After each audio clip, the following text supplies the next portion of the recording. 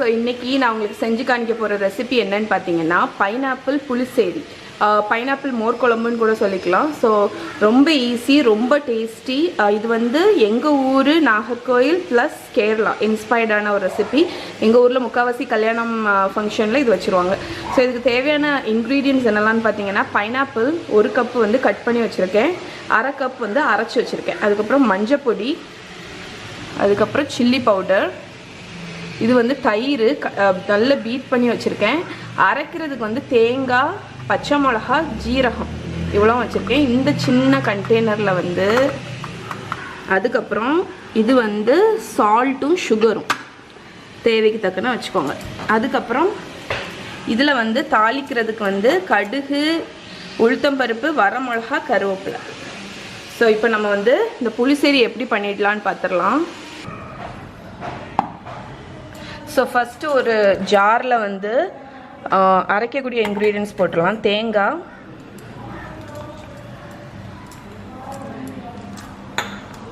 அப்புறம் 2 பச்சை மிளகா, ஸோ அப்புறம் 2 பச்சை மிளகா, கொஞ்சமாக ஜீரகம். ஸோ இதை வந்து நான் நைஸாக அரைச்சி எடுத்துட போகிறேன். ஸோ இப்போ குழம்புக்கு வந்து நம்ம ஒரு பாத்திரத்தில் எல்லாத்தையும் போட்டு அதுக்கப்புறம் அடுப்பில் கொண்டு வைக்க போகிறோம். அதனால் ஒரு கடாய் எடுத்துக்கோங்க. இது வந்து மாயரோட ஸ்டெயின்லெஸ் ஸ்டீல் கடாய், நல்லா இருக்குது, குவாலிட்டி, 10 years வாரண்ட்டி கொடுத்துருக்காங்க. இதோட லிங்க் வந்து டிஸ்கிரிப்ஷனில் பாக்ஸில் இருக்குது, நீங்கள் வேணுன்னா செக் பண்ணிக்கோங்க. ஸோ இந்த கடாயில் வந்து இது ஸ்பான்சர்ட் போஸ்ட் கிடையாது, அவங்க எனக்கு ரிவ்யூக்கு அனுப்புனது. ஓகே, ஸோ இந்த கடாயில் பைனாப்பிள் போட்டுக்கோங்க, அதுக்கப்புறம் பைனாப்பிள் கட் பண்ணது, அதுக்கப்புறம் பைனாப்பிள் பியூரி, அதுக்கப்புறம் சில்லி பவுடர் காரத்துக்கு தக்கன, ஏன்னா நம்ம பச்சை மிளகாவும் போட்டிருக்கோம் அதனால அட்ஜஸ்ட் பண்ணி போட்டுக்கோங்க, அப்புறம் மஞ்சள் பொடி. ஓகே, இப்போ தேவைக்கு தக்கன தண்ணி ஊற்றுக்கோங்க. இன்னும் கொஞ்சம் தண்ணி விடணும், நான் ஊற்றிட்டு காணிக்கிறேன். ஆனால் இப்போ தேவைக்கு தக்கன தண்ணி ஊற்றியாச்சு. இப்போ நம்ம அடுப்பில் வச்சிட வேண்டியதான். அதுக்கிடையில் நம்ம சால்ட்டும் சுகரும், ஸோ இதோட அளவு எல்லாமே நான் கமெண்டில் பின் பண்ணி வைக்கிறேன், அது போட்டாச்சு. சால்ட்டும் சுகரும் தேவைக்கு தக்கன. இப்போ இதை நம்ம தூக்கி அடுப்பில் வச்சு கொதிக்க விடலாம். இந்த பைனாப்பிள் பீசஸ் வந்து வேகிற வரைக்கும் ஒரு 4-5 நிமிஷம் ஆகும், அவ்வளோதான். ஸோ இதை அடுப்பில் வச்சுட்டு நம்ம இதை வந்து கொதிக்க விட்டுடலாம். ஒரு மூடி போட்டுருங்க. ஸோ மூடி போட்டுட்டோன்னா டக்குன்னு வெந்துடும், அதனால். ஓகே, ஸோ நம்மளோட பைனாப்பிள் வந்து நல்லா குக் ஆயிடுச்சு. இந்த இதை வந்து டேஸ்ட் பார்த்துக்கோங்க. உங்களுக்கு சுகர், சால்ட் ஏதாவது போடணுன்னா போட்டுக்கலாம். இது வந்து கொஞ்சம் இனிப்பாக தான் இருக்கணும் இந்த குழம்பு. ஸோ இப்போ வந்து இதில் நம்ம அரைச்சி வச்ச தேங்காவை போட்டுடலாம். வந்து நைஸாக அரைச்சிக்கணும். ஓகே, ஸோ தேங்காய் போடும்போது அடுப்பை குறைச்சி வச்சுருங்க. இப்போ நம்ம தேங்காய் போட்டாச்சு. தேங்காய் போட்டுட்டு 1 minute தான் நீங்கள் வைக்கணும், தலை கொதிக்கவே கூடாது. அதனால தான் அடுப்பை நான் குறைச்சி வச்சுருக்கேன். ஸோ இது வந்து ஒரு 1 நிமிஷம் அப்படி கொதி வந்த மாதிரி வரும்போது ஆஃப் பண்ணிடணும். ஓகே ஓகே, இப்போ வந்து ஒரு 1 நிமிஷம் ஆயிருக்கு, கொதிக்கலை, ஆனால் வந்து ஒரு மாதிரி சிம்மரிங் ஸ்டேஜுக்கு வந்துடுச்சு.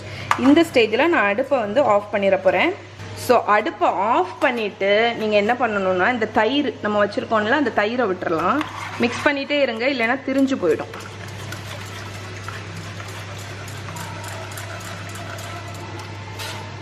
ஓகே, அவ்வளோதான். ஸோ குழம்பு வந்து ரெடி ஆயிடுச்சு. இப்போ நம்ம வந்து இந்த குழம்பு வந்து கொஞ்சம் தண்ணியாக தான் இருக்கும். உங்களுக்கு கொஞ்சம் கெட்டியாக வேணும் அப்படின்னா, ஆனால் இது தண்ணியாக இருந்தால் தான் டேஸ்ட். உங்களுக்கு கொஞ்சம் கெட்டியாக வேணும்னா நீங்கள் தண்ணி அளவை குறைச்சிக்கலாம். ஆனால் இந்த தண்ணியாக இருக்கிறது தான் டேஸ்ட்டாக இருக்கும், கொஞ்சம் லிக்விடியாக இருக்கிறது. இப்போ இதுக்கு வந்து தாளித்து ஊற்றிடலாம். ஸோ இப்போ தாளிச்சிடலாம். இந்த சின்ன பேனில் கொஞ்சமாக ஒரு 2 ஸ்பூன் தேங்காய் எண்ணெய் ஊற்றிக்கோங்க.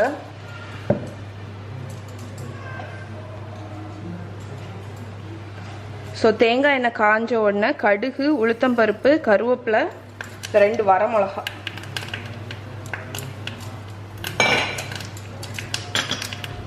ஸோ கடுகு, உளுத்தம்பருப்பு, கருவேப்பிலை, வரமிளகா. ஸோ இது வந்து கொஞ்சம் நல்லா பொரியட்டும், பொரிஞ்சோன்னா ஆஃப் பண்ணிடலாம். ஸோ இப்போ வந்து இந்த இது நல்லா பொரிஞ்சாச்சு. இப்போ நான் அடுப்பை ஆஃப் பண்ணிட போகிறேன். இப்போ இதை குழம்புல ஊற்றிடலாம். ஓகே, நம்மளோட குழம்பு சூப்பராக ரெடி ஆயிடுச்சு. இப்போ இந்த தாளிச்சதை அப்படியே ஊற்றிடலாம். அவ்வளோதான், பைனாப்பிள் புளிசேரி ரெடி ஆயிடுச்சு.